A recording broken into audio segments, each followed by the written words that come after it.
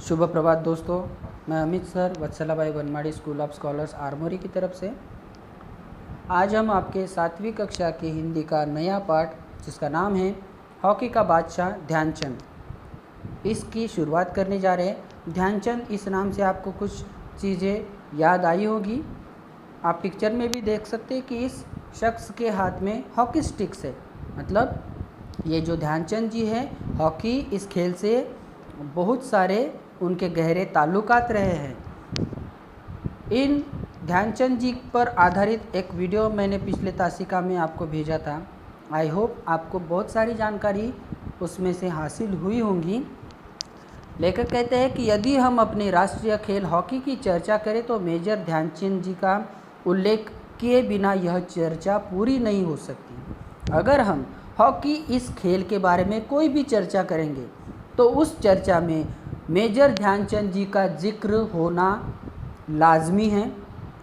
अगर उनका जिक्र या उनका उल्लेख हॉकी की चर्चा में नहीं होता है तो वो हॉकी पर की जाने वाली जो चर्चा है वो सफल नहीं हो सकती, वो चर्चा पूरी नहीं हो सकती। ध्यानचंद जी हॉकी की दुनिया का एक ऐसा अमर नाम है जिसने ओलंपिक महाखेलों में हॉकी के लिए लगातार 3 बार स्वर्ण पदक जीताए हैं। एकमेव व्यक्ति केवल ध्यानचंद जी है, ऐसे व्यक्ति है कि उन्होंने हॉकी इस खेल की दुनिया का ऐसा अनोखा नायाब हीरा है, ऐसा एक व्यक्तित्व है जिन्होंने अपने देश के लिए ओलंपिक के खेलों में लगातार 3 बार, यानी जिसको हम क्रिकेट के क्षेत्र में हैट्रिक बोलते हैं, तो लगातार 3 बार स्वर्ण पदक भारत को हासिल कराया, भारत को जिताया।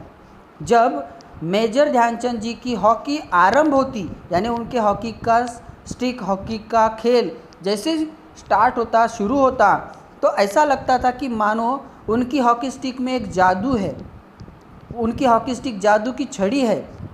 इस तरह से जादुई छड़ी की तरह उनकी हॉकी स्टिक्स मैदान में इधर उधर घूमती थी। प्रस्तुत पाठ में हॉकी के अवतारी पुरुष मेजर ध्यानचंद को समर्पित किया हुआ ये पाठ है। देखते हैं हम पाठ में क्या दिया है। दिल्ली के नेशनल स्टेडियम, जिसे अब ध्यानचंद स्टेडियम के नाम से जाना जाता है, दिल्ली का जो नेशनल स्टेडियम है जिसे आज हम ध्यानचंद स्टेडियम से इस नाम से जानते हैं, में उस स्टेडियम में अभी कुछ वर्षों पहले एक विदेशी कंपनी द्वारा एक समारोह का आयोजन किया, यानी कुछ ही सालों पहले उस नेशनल स्टेडियम में जिसका नाम आज ध्यानचंद स्टेडियम है, उस पे कुछ वर्षों पहले एक विदेशी फॉरेनर कंपनी ने एक समारोह का उस स्टेडियम में आयोजन किया था। उस समारोह में क्रिकेट के कुछ प्रसिद्ध खिलाड़ी भी आए हुए थे, उन्होंने भी अपनी उपस्थिति वहाँ पे दर्शाई। स्टेडियम में लगे बड़े से पेंडाल के पास एक प्रतिमा खड़ी थी, प्रतिमा यानी पोस्टर, एक प्रतिमा खड़ी थी, पोस्टर खड़ा था। उस पोस्टर को देखकर, उस प्रतिमा को देखकर उस क्रिकेट के एक खिलाड़ी ने उस समारोह के आयोजन करने वाले एक अधिकारी से पूछा, यानी उस क्रिकेट के खिलाड़ी ने जहाँ पे वो समारोह आयोजित किया, उस समारोह के आयोजक जो अधिकारी थे उनसे उस क्रिकेटर ने पूछा कि यह किसकी प्रतिमा है। क्या पूछा? साधारण सा सवाल कि यहाँ पे इतना बड़ा फ्लेक्स या ये बैनर लगा है या फोटो लगी है, वो किसकी है? तो अधिकारी ने उत्तर दिया, ध्यानचंद की। क्या? सिर्फ एक शब्द में उसने उत्तर दिया कि ध्यानचंद की। उस ध्यानचंद जी के बारे में उसने डिटेल कुछ बताया क्या? सिर्फ एक वाक्य में उत्तर दिया कि ये फ़ोटो किसकी है? ध्यानचंद की। फिर क्रिकेट के खिलाड़ी ने उनसे पूछा कि कौन है ध्यानचंद, ये जो ध्यानचंद है वो कौन है? अधिकारी ने जैसे उपेक्षा पूर्वक उत्तर दिया, मतलब निगलेक्ट करते हुए, अनजान बनकर बोलो या जानबूझकर, उन्होंने ऐसा उत्तर दिया, अरे वो हॉकी का खिलाड़ी नहीं था। कैसे उत्तर दिया?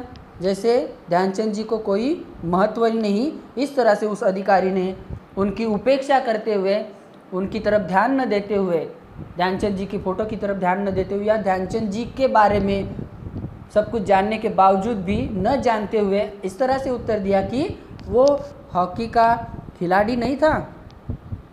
पता नहीं कौन जाने अधिकारी के इस उत्तर से उस क्रिकेट के खिलाड़ी की जो जिज्ञासा थी, जिज्ञासा यानी जानने की इच्छा, तो उस अधिकारी के इस उपेक्षापूर्वक उत्तर से पता नहीं उस अधिकारी के उत्तर से उस खिलाड़ी, क्रिकेट के खिलाड़ी की वो जो जानने की इच्छा थी, जिज्ञासा थी, पूर्णतया यानी पूरी तरह से शांत हुई, उनका सेटिस्फैक्शन हुआ या नहीं, लेकिन वो बात वहीं पर थम गई, सीमित रह गई। मतलब लेखक कहते हैं कि उस अधिकारी ने जिस तरह से जवाब दिया कि वो ध्यानचंद की तस्वीर है। उस खिलाड़ी ने पूछा कि कौन ध्यानचंद, तो उन्होंने उपेक्षापूर्वक क्या उत्तर दिया, वो हॉकी खेलते नहीं थे क्या, वो बस इतना ही, ज़्यादा इंट्रोडक्शन नहीं कराया उन ध्यानचंद जी के बारे में, उनकी विशेषता, उनके हॉकी के खेल या और अधिक जानकारी उन्होंने नहीं दी। लेकिन उस उत्तर से पता नहीं उस क्रिकेटर की उत्सुकता शांत हुई या नहीं, लेकिन बात उस समय के लिए वहीं पर थम गई। यह घटना हमारे राष्ट्रीय खेल हॉकी और उसके महान खिलाड़ी मेजर ध्यानचंद के प्रति हमारी उपेक्षा को उजागर करती है। मतलब कि ये जो घटना है वो हमारे राष्ट्रीय खेल, हमें अभी तक क्रिकेट में ज़्यादा इंटरेस्ट रहा, लेकिन बहुत सारे लोगों को ये पता नहीं कि हमारा राष्ट्रीय खेल कौन सा है, हॉकी। उस राष्ट्रीय खेल हॉकी के प्रति और उसके खेल में महारत हासिल करने वाले महान खिलाड़ी मेजर ध्यानचंद के प्रति हम लोगों की जो उपेक्षा है वो कारगर दिखाई देती है, उजागर होती दिखाई देती है, यानी प्रस्तुत होती दिखाई देती है।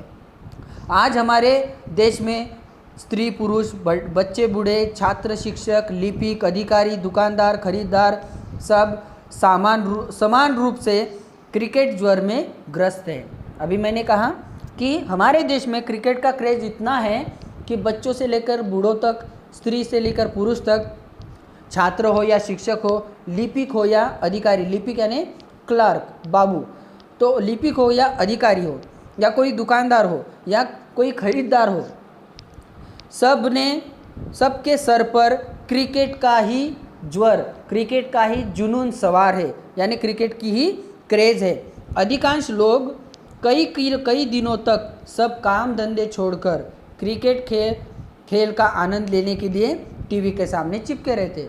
अभी फ़िलहाल जैसे आईपीएल मैच चल रही है, लोग अपना खाना पीना तक छोड़ देते, अपने सारे काम धंधे छोड़ देते और कई घंटों तक टीवी के सामने क्रिकेट का आनंद लेते हुए उस टीवी से चिपके रहते, मतलब घंटों तक क्रिकेट देखते रहते हैं।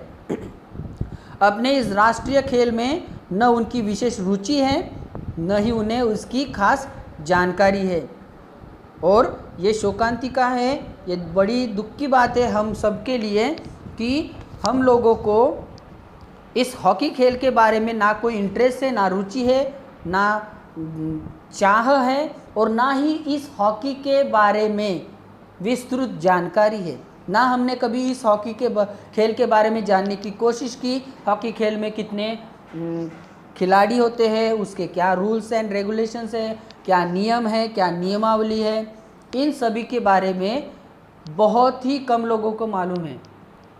90% लोगों को तो हॉकी क्या खेल है ये भी पता नहीं, हॉकी में बिल्कुल भी दिलचस्पी हम लोगों की नहीं है। और आज जो हमारी नई पीढ़ी है वो तो हॉकी के महान खिलाड़ी मेजर ध्यानचंद जी के जादुई खेल और उनके जीवन के विषय में प्रायः पूर्णतया अनभिज्ञ है। अनभिज्ञ, बिल्कुल भी कोई भी जानकारी नहीं। और आज हमारी जो पीढ़ी है उनको ना ही इस हॉकी के खेल के बारे में कुछ पता है और ना ही इस हॉकी के खेल में महारत हासिल करने वाले महान खिलाड़ी मेजर ध्यानचंद जी के बारे में कोई भी जानकारी आज की पीढ़ी में दिखाई नहीं देती, और ना ही ध्यानचंद जी के जादुई खेल के बारे में, उनके खेल के करिश्मे के बारे में कोई भी जानकारी आज की पीढ़ी को मालूम नहीं है। ये हमारे लिए बड़ी दुख की बात है, ऐसे लेखक कहते हैं। इसके आगे का पोर्शन हम अगली तासिका में देखेंगे। धन्यवाद।